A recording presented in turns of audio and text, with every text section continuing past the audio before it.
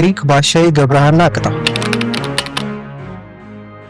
ወደ ትወና የገባሁት በልጅነቴ ፊልም በጣም ወድ ነበረ። ከወንድሞቼ ጋር ተሰብስበን ፋሚሊ ውስጥ እናይ ነበርና እነሱን መሆን ፈልግ ነበረ። በጣም በቃ ይሄ ህልሜ ውስጥ ድረስ ገብቼ አየው ነበረ እና ወደፊት ተዋናይ መሆን ፈልጋለሁ ብዬ ለራሴ ማለት ነው። የመጀመሪያ ክፍያ ያስታውሳለሁ አደይ ላይ ነበር የኮረስኩት። የማት ቤት ነበረ 300 ብር እና 300 ብሩን ለቤተክርስቲያን ሰጠው። የፍቅር ጥያቄ መጠየቅ ሳይሆን ክራሽ ነው ምናምን ነገር ይለኛልና ስሳጭ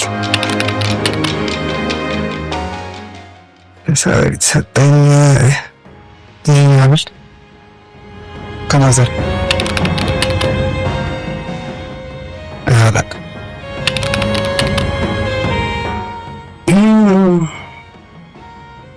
ሁለት አክተር ነበር። በጣም የተደሰትኩበት ቀን ሳይካትሪስት አማከርኩበት ቀን፣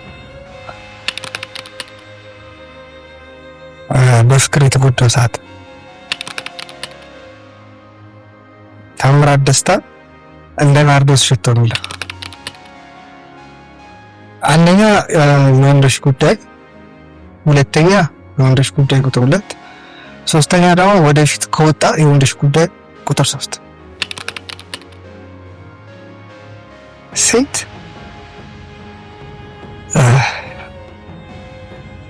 ካሁን ዘሪቱ የድሮ ይመቸኛል። አስቴር አንዳንዶቹ ይመቸኛል። ከድሮ እንትናም ትመቸኛለች ማለት ሂሩት በቀለ። ማሳካት የምፈልገው ህልሜ ሆሊውድ ውስጥ ገብቼ ፊልም መስራት እፈልጋለሁ፣ መማር እፈልጋለሁ። ከዛ ውጪ ደግሞ የኢትዮጵያን የፊልም ኢንዱስትሪ መቀየር። ተሰርቄ አውቃለሁ። ልቤን የተሰራኩት የሆነ ሴጣን ያዘኝ አይመስል ጥሬ ስጋ ክትፎ እና ስጋዎች ሲቀያየሩ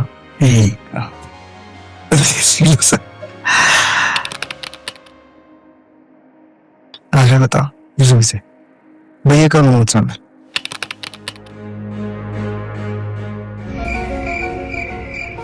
አይደለም ፈጣሪ ይመስገን።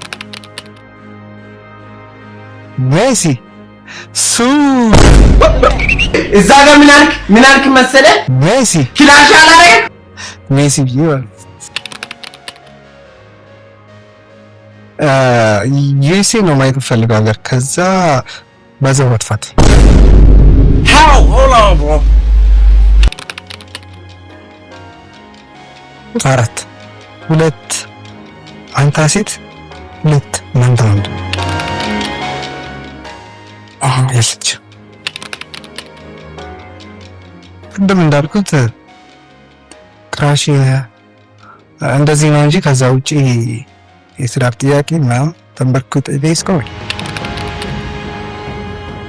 አዲስ ነገር የሲኒማ ፊልም የዴስ ቲቪ ተከታታይ ፊልም ፕሮዲውስ አድርጌ ያበደ አሁን ይወጣል አለ።